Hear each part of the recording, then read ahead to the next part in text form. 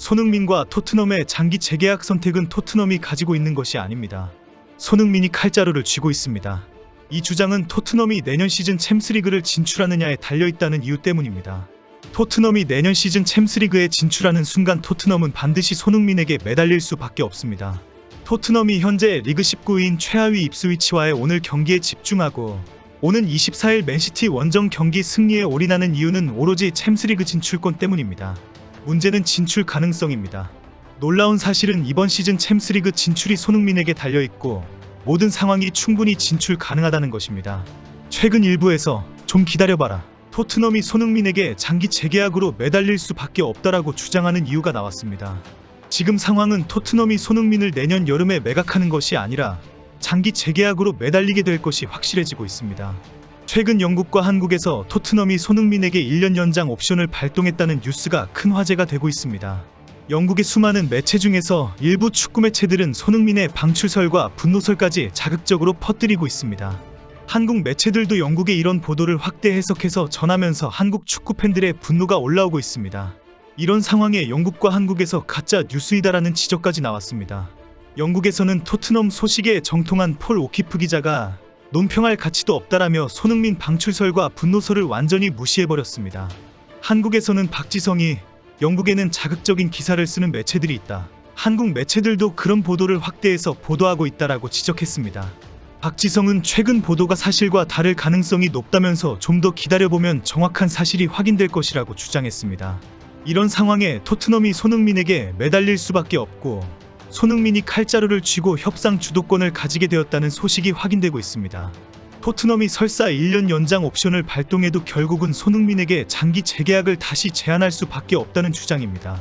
손흥민은 2025년 6월까지 계약이 되어 있기 때문에 오는 1월이 되면 보스만 룰에 따라 자유계약 선수가 됩니다. 토트넘은 자유계약 선수 신분이 되는 것을 절대 허용하지 않을 것이기 때문에 일단 1년 연장 옵션을 발동해서 2026년 6월까지 현재 연봉의 계약을 기간만 연장하려고 합니다.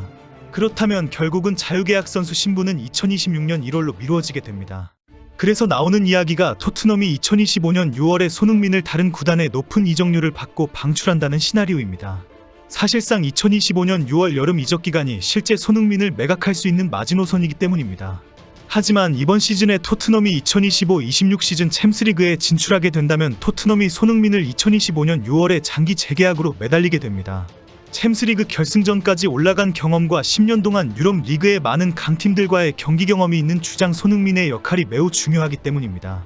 토트넘이 이번 시즌에 리그 4위나 5위를 달성하면서 챔스리그에 나가게 된다면 손흥민은 개인의 경기력뿐만 아니라 리더십의 영향력이 매우 중요한 평가를 받게 됩니다.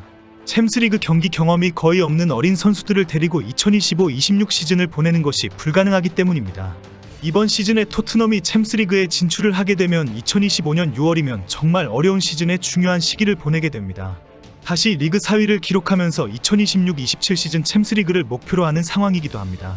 결국 토트넘이 챔스리그에 진출할 가능성이 높아지는 상황이 되면서 손흥민은 팀 내 절대 핵심 선수로 존재 가치가 높아질 수밖에 없습니다. 최근 영국과 한국에서 장기 재계약할 자루는 손흥민이 쥐고 있다는 주장의 근거입니다. 문제는 챔스리그 진출 가능성인데 이번 시즌은 지난 시즌과 상황이 확연히 달라지고 있다는 것입니다. 지난 시즌에는 시즌 마지막까지 프리미어리그 리그 5위가 챔스리그에 진출할 수 있는지를 놓고 가슴 졸였습니다. 하지만 이번 시즌에는 프리미어리그 5위가 챔스리그에 진출할 가능성이 거의 확실하다는 것입니다. 챔스리그 참가팀은 독특한 유럽 축구 연맹 개수에 따라 정해집니다. 프리메라리가, 분데스리가, 프리미어리그, 세리에A 리그는 4위까지 진출합니다. 5에서 6위 리그는 3개 팀, 7에서 15위는 2개 팀, 16위 이하는 1개 팀을 내보낼 수 있습니다.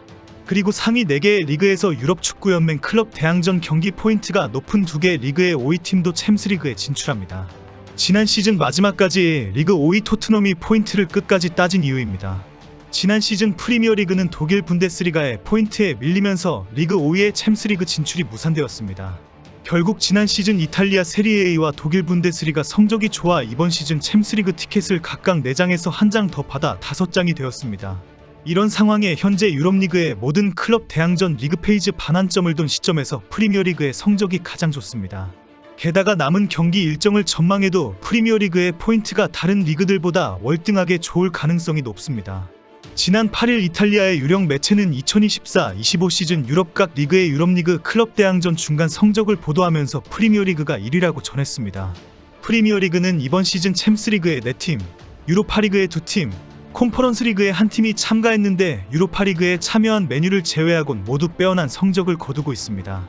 36개 팀이 싸우고 있는 챔스리그에서는 프리미어리그 4개 팀이 모두 12위 안에 들었습니다. 리버풀이 4전전승으로 전체 1위, 에스턴빌라가 8위, 맨시티가 10위, 아스널이 12위에 자리 잡았습니다. 토트넘이 참가하고 있는 유로파리그는 토트넘이 3승 1패로 7위, 맨유가 15위입니다. 현재 두 팀 모두 프리미어리그 순위가 우선이다 보니 1.5군으로 싸우고 있지만 토너먼트에 오르면 1군 멤버가 나서면서 우승을 다툴 것입니다. 컨퍼런스 리그에서는 첼시가 3전 전승으로 36개 팀 중 1위에 올라 있는데 우승이 당연하다는 평가입니다. 현재도 프리미어리그가 1위를 달리고 있지만 유럽 대항전에 진출해 있는 프리미어리그의 팀 경기력을 보면 1위를 쭉 유지할 가능성이 높습니다. 토트넘이 챔스리그에 진출하게 되면 그야말로 엄청난 돈벼락을 맞는 상황이 되기 때문에 짠돌이 레비 회장은 눈이 돌아갈 수밖에 없습니다. 실제로 챔스의 우승 금액은 2천만 유로, 하나 약 280억 원이고 리그를 진출할 때마다 지급하는 상금이 있습니다. 실제로 지난 2022년 챔스 우승팀인 레알 마드리드는 총 1억 3,248만 유로를 수익으로 벌었다고 알려졌습니다. 하나로 약 1,905억 원을 챙겨갔다는 것입니다. 챔스리그에 진출한 중상위권 클럽이 진출하는 유로파리그의 우승 상금은 860만 원 유로이고 리그 진출 상금도 상당히 적습니다. 결국 챔스리그 진출이냐 유로파리그 진출이냐에 따라서 수백억 원의 수익이 차이가 나게 됩니다. 현재 토트넘은 9위에 자리 잡고 있지만 오늘 밤 19위 입스위치를 잡게 되면 6위까지 올라갈 수 있습니다. 오는 24일 맨시티 원정 경기에서 승리하게 되면 시즌 중반에는 목표로 하는 리그 4위까지 충분히 올라갈 수 있습니다. 토트넘은 지난 시즌 라이벌이었던 에스턴 빌라를 대파하면서 분위기는 상당히 좋습니다. 토트넘 승리의 핵심 선수는 항상 손흥민입니다. 토트넘은 지난 3일 에스턴 빌라를 홈으로 불러서 4대1 대승을 거두었습니다. 에스턴 빌라는 지난 시즌 토트넘과의 맞대결에서 5위를 접하면서 리그 4위권 진입에 성공했습니다. 토트넘은 리그 5위로 주저앉으면서 유럽 축구연맹 챔스리그 진출권을 획득하지 못했습니다. 이번 시즌에도 상위권 경쟁에 가장 중요한 라이벌 관계인 토트넘을 원정에서 완전히 꺾어버리겠다고 큰소리쳤습니다. 리그 4위를 하면 당연히 진출하고 리그 5위를 해도 올라갈 수 있는 안정적인 상황이 전개되고 있습니다. 문제는 손흥민이 이 모든 책임을 지고 있다는 것입니다. 포스텍 감독이 손흥민의 컨디션이 촉각을 곤두세우고 예민한 이유입니다. 손흥민이 여전히 날아다니고 있기 때문에 토트넘이 매달릴 수밖에 없습니다. 오늘 밤 입스위치전에서 손흥민이 다시 날아오르기를 기대합니다.